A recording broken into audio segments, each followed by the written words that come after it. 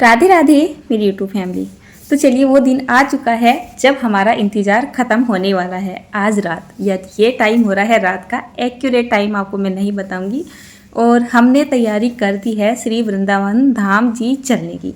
हमारी जो ट्रेन होती है वो रात की होती है, तो रात के टाइम में हम घर से निकलते हैं और चलने से पहले हम क्या करते हैं, अपने पूरे घर की साफ़ सफाई भी कर देते हैं, अपने भगवान जी के जो भी थोड़ी बहुत पूजा पाठ होती है मतलब वो कर देते हैं, और जो भी कुछ होता है मतलब वो हमारे मन की बात है, वो आपके साथ में क्या शेयर करूं।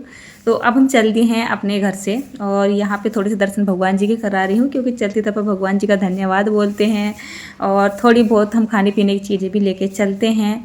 तो अभी जैसे शाम का टाइम हो रहा है और ये चलने वाला दिन है, जैसे कि रात हो रही है, तो मैं इधर कर रही हूँ थोड़े से चिप्स वगैरह की तैयारी, इधर बच्चे कर रहे हैं सोने वगैरह की तैयारी, और जो घर में थोड़ा बहुत काम होता है उसको भी निपटाना होता है। और बच्चों को सोचते हैं कि 10-12 बजे तक का हमारे पास टाइम होता है कि बच्चे आराम भी कर ले, थोड़ा बहुत सो भी जाए, बट ये सोते नहीं हैं।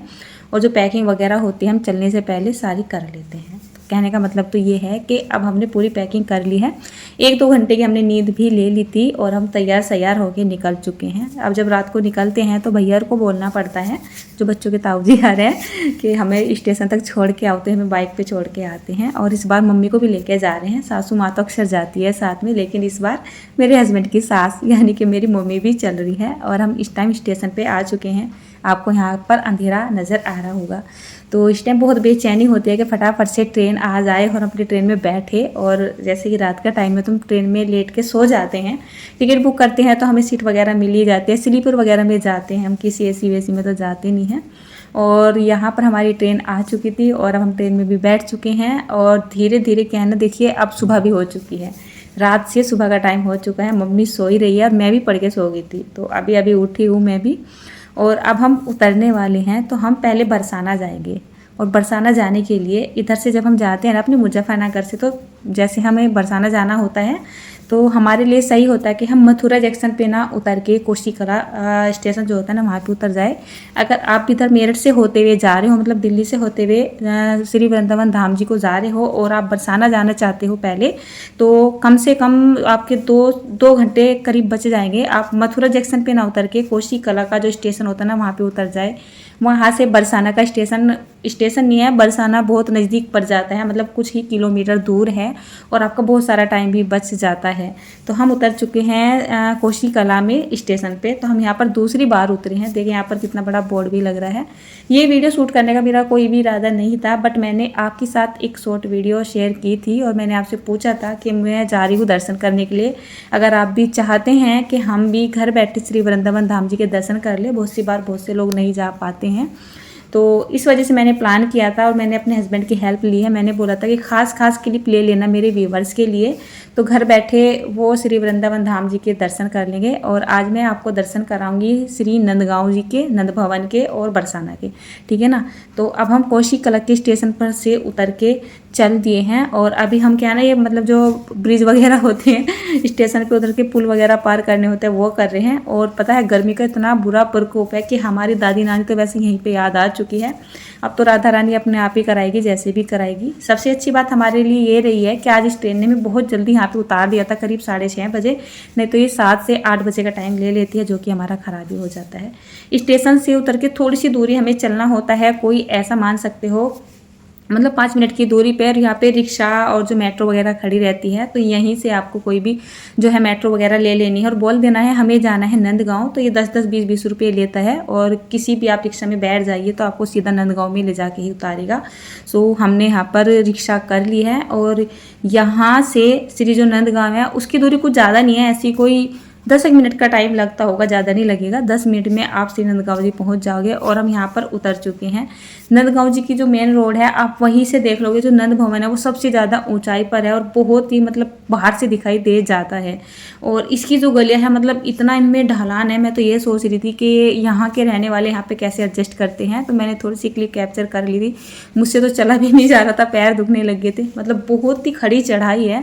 और पूरे नंद भवन पे जब हम जाएंगे इस चढ़ाई को चढ़ते ही चले जाएंगे, पैर बहुत बुरी तरीके से दुखने लगते हैं। हम नंद भवन जी के बिल्कुल नज़दीक पहुंच चुके हैं, चप्पल उतार दी है, प्रसाद वगैरह ले लिया है और अब आ चुके हैं हम नंद भवन में ऊपर।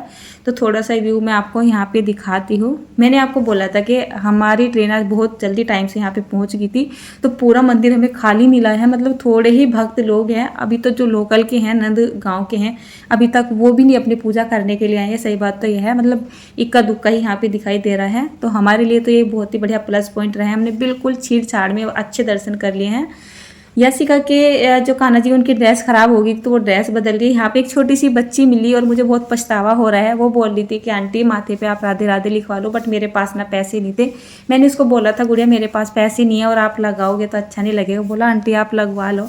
फिर मैंने लगवा लिया। बाद में मुझे फील हुआ कि मुझे उसे कुछ ना कुछ देना चाहिए था, बट मेरे पास इस टाइम पैसे नहीं थे। चलिए कोई बात नहीं, आगे मिलेगी तो मैं इस बात का ध्यान रखूँगी, उसका उधार उसको ज़रूर दे दूँगी। तो ये राधा रानी ने मेरा तिलक लगाया था, जो कि गर्मी ने लगने नहीं दिया। पसीने पसीने हो रही थी, लगाते के साथ ही छूट गया था। टाइम कम से कम 7:30 बजे का हो रहा है और गर्मी का प्रकोप बहुत बुरा बढ़ चुका है। मैं आपको थोड़े से दर्शन करा रही हूँ मंदिर में खड़ी होके। मम्मी सासू माँ मंदिर के अंदर जा चुके हैं और मैं बाहर से, मतलब जो इसका बीच वाला पोर्शन है, वहाँ के दर्शन करा रही हूँ। अब हम मेन मंदिर में आ चुके हैं नंद भवन जी के, जहाँ पे श्री राधा रानी जी, यशोदा मैया, वासुदेव जी, कान्हा जी और बलराम जी हैं। तो किनारे किनारे पे जो बड़े बड़े हैं वो मम्मी पापा यानी कि यशोदा जी और नंद बाबा जी, बीच में हैं हमारे बलराम जी और कन्हैया जी, और सबसे इधर आपको साइड में नजर आएंगी वो है राधा जी। तो यहाँ के पंडित लोगों ने बताया है कि जो राधा जी हैं उनकी नंद गाँव जो है वो है ससुराल। तो यहाँ पे वो पर्दे में रहती है और अपनी मर्यादा में रहती हैं। यहाँ पे ये क्लिप शूट नहीं करने देते हैं। जैसे हम अंदर गए थे तो मैंने बोला था पंडित जी से कि पंडित जी हमें यहाँ पर 1-2 फोटो ले लेनी है, तो उन्होंने क्लियर मना कर दिया। फिर मैंने बोला कि हम ऐसे ही नहीं ले रहे हैं फोटो के, हमें किसी को दिखाने, अपने घर वालों को दिखाने हैं। तो तब उन्होंने हमें परमिशन दे दी थी। बोलने लगे अगर तुम्हें यहाँ पे थोड़ा बहुत फ़ोटो शूट करना है तो आप थोड़ा सा बाहर जाके करिए, क्योंकि यहाँ पे कैमरे लगे हुए हैं और हमारी भी मजबूरी होती है। तो तब हमने परमिशन दी, उसके बाद ही हमने फ़ोटो शूट किया। जिस मंदिर में लिखा होता है यहाँ पर फ़ोटो खींचना मना है, मैं वहाँ पर फ़ोटो नहीं खींचती हूँ। मैंने मतलब हम वहाँ पर फ़ोटो नहीं खींचते हैं, खींचने वाली चोरी छुपे से खींच लेते हैं, बट हमारा मन नहीं मानता है। यहाँ पे फ़ोटो खींचना, वीडियो बनाना बिल्कुल मना था।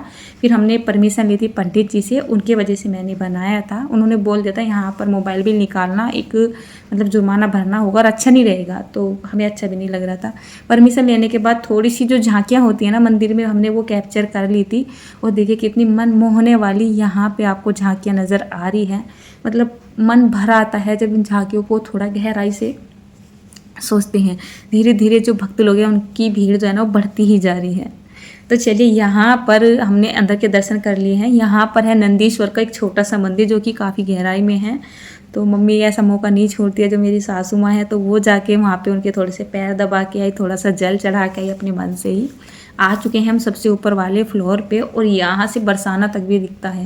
मतलब जैसे हम सबसे ऊपर आ जाते हैं, खुला एरिया है यहाँ पे, थोड़ा बहुत ही मंदिर का एरिया आपको नज़र आएगा। ये सबसे ऊपर वाला फ्लोर है नंद भवन का और यहाँ से आपको पूरा नंदगांव नज़र आएगा। कुछ गैयाँ बंधी हुई नज़र आ रही है और यहाँ के जो घर है ना, देखिए बिल्कुल अभी ऐसे लग रहे हैं जैसे पुराने ज़माने में रहते थे। अब ऐसे घर रह नहीं रहे हैं, कहीं लकड़ी रखी हुई है, कहीं कच्चे, कहीं पक्के, इस तरीके के घर हैं। देखिए यहाँ पर टैंक वगैरह भी कमी रखे हुए हैं। उधर को जाते हैं तो इतना ऐसा नहीं है कि हर घर पे टैंक रखा है, जैसे हमारे इधर तो भरे पड़े हैं, बहुत बुरा हाल हो चुका है। अभी भी वहाँ पे वही वातावरण मिलता है जो पुराने ज़माने में मिलता था और देख के मनों को ना सुकून भी मिलता है।